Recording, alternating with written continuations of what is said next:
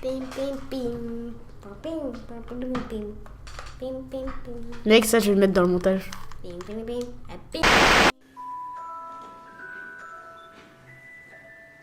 Bon.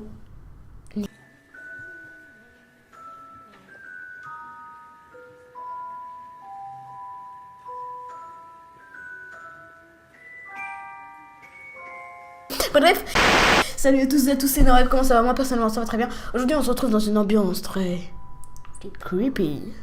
Mais c'est pas pour n'importe quel contexte qu'on fait ça. On le fait pour un livre de gamin. Je sais pas si on peut le voir là. Mise au point. Ouais, bon, bref. C'est bon. Le livre s'appelle L'assassin habite à côté. Donc qu'est-ce que je peux dire? On va faire 2 chapitres par vidéo. Et on va terminer le livre cette journée. Cette journée.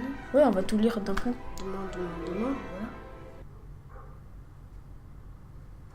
Voilà. Demain. C'est-à-dire 3 jours. Donc, sans plus tarder, on va commencer. Et aussi, j'ai un truc à vous dire. Là, c'est des pages qui reflètent les lumières. Et du coup, ça reflète les bandes LED derrière. Du coup, ça fait des LED ici. Alors que normalement, c'est des pages normales. Bref.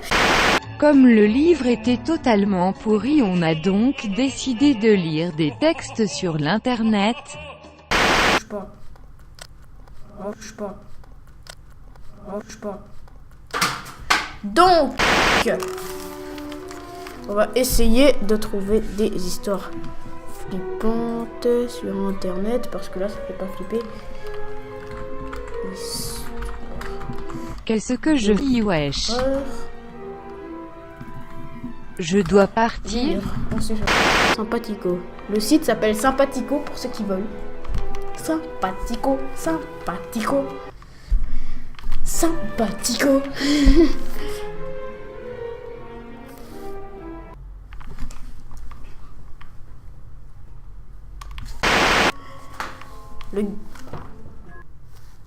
La gardienne en danger. Une jeune fille qui économisait pour l'université commence à surveiller la maison d'un voisin en échange de rémunération. Le voisin, un docteur, lui demande d'arriver à 19h.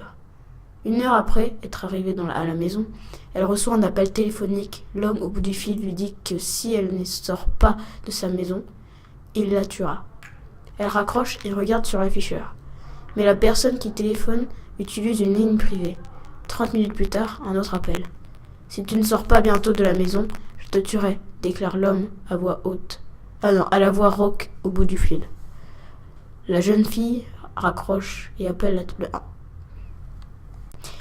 la téléphoniste. Cette dernière suggère de garder l'homme en ligne environ 1 minute pour qu'elle puisse retracer l'appel. L'homme rappelle après 30 minutes et la gardienne parvient à le garder en ligne. Il lui répète de sortir de la maison maintenant ou il la tuera. Le téléphone rappelle aussitôt pour sonner l'étudiante de sortir de la maison le plus rapidement possible. L'appel provient de la 2e ligne de la maison, celle du 2e étage. L'assassin se trouve dans la maison. 3 petits points.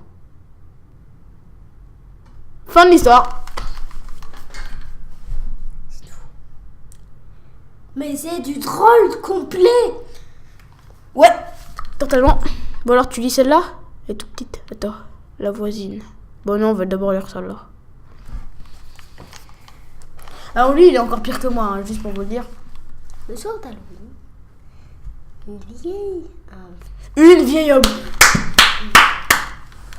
Un vieil homme du New Jersey a été retrouvé mort dans la cuisine de sa maison. Il vivait seul avec sa femme. L'homme n'était pas de nature facile. Et il maudisait les enfants. Toi, tu arrêtes, hein.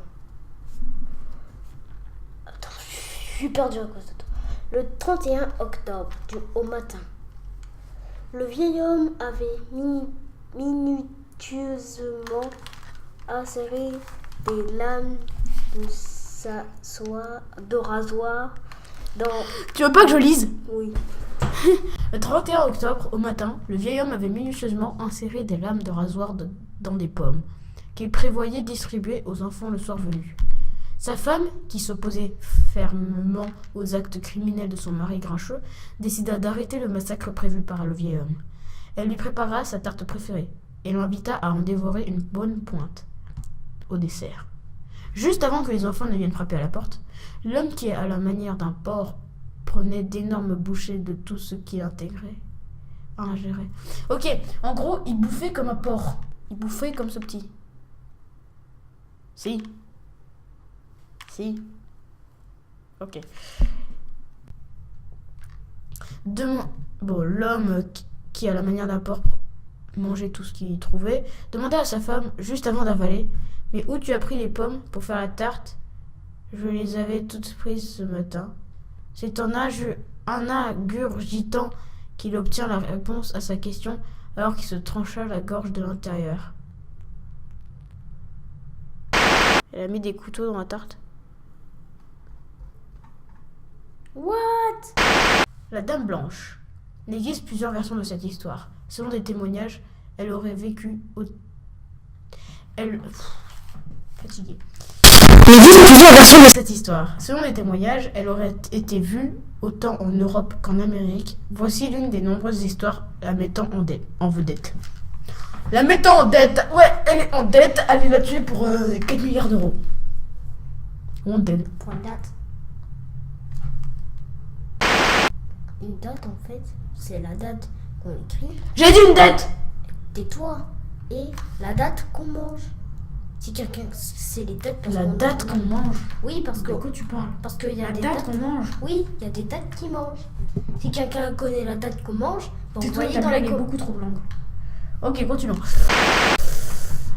Elle aurait été vue en Europe qu'en Amérique. Voici l'une des nombreuses histoires la mettant en vedette. Prenons cette histoire, puisqu'elle est racontée par un médecin, une personne qui a priori est plutôt réaliste et a les pieds bien sur terre. Le témoignage date de 1977. Après une longue journée de travail, le docteur rentre un soir chez lui, sous une pluie battante. Il voit au bord de la route une jeune femme vêtue de blanc. Il s'arrête et lui propose de la ramener chez elle. Elle accepte, et après avoir indiqué son adresse, elle ne dit plus un mot. Elle reste très silencieuse, jusqu'au moment où il passe sur le pont du Fleuret. À cet instant, elle se montre agitée et effrayée. Arrivée à destination, le médecin lui prête son parapluie et attend qu'elle le lui ramène. Ne la voyant pas revenir, il sonne à la porte. Un couple lui ouvre. Il raconte alors son histoire et décrit la jeune fille.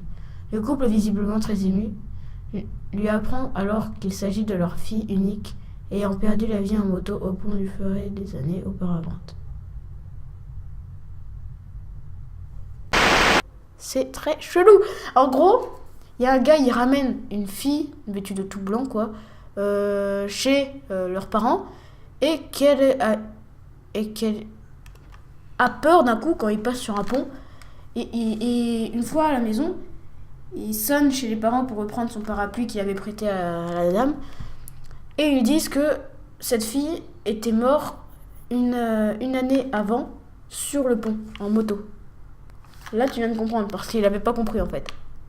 Ouais, traducteur. J'avais compris, mais en fait, comment elle peut revivre si elle est morte? Bah, c'est ça le truc. C'est comme Peut-être c'était un fantôme, quoi. Bon, bref, voilà. Ouais, exactement. Donc, on va... non, c'est pas du tout pareil. La dame en noir, on l'a quick. Oui, mais elle est pas vivante pour ça. Et deux. Elle veut se venger. Venger, Allez, tais-toi. Donc, c'est ici que s'achève cette vidéo. C'est ici que s'achève. Ok. C'est ici que s'achève cette vidéo. Parce que je n'ai plus du tout de batterie dans mon appareil. Donc, voilà. Qu'est-ce que c'est? Chut. David Mac. Les fantômes d'Alcazar. Ouh, on aurait dû lire ça. Les fantômes d'Alcazar. Audi Marie. Déjà, la photo fait peur. On va garder ça pour un autre épisode. Donc, n'hésitez pas à vous abonner si ce n'est pas déjà fait, à me laisser un like et à commenter cette vidéo. Hein, t'as quelque chose à dire? T'as fait comme Fallout. Bon, t'as quelque chose à dire? Non. Ok, c'était Zilly Pink, c'était Naweb et on se retrouve pour de prochaines vidéos. Peace. Pim, pim, pim. Pim, pim, pim, pim. Pim, pim, pim. Mec, ça je vais le mettre dans le montage. Bim, bim, bim, bim.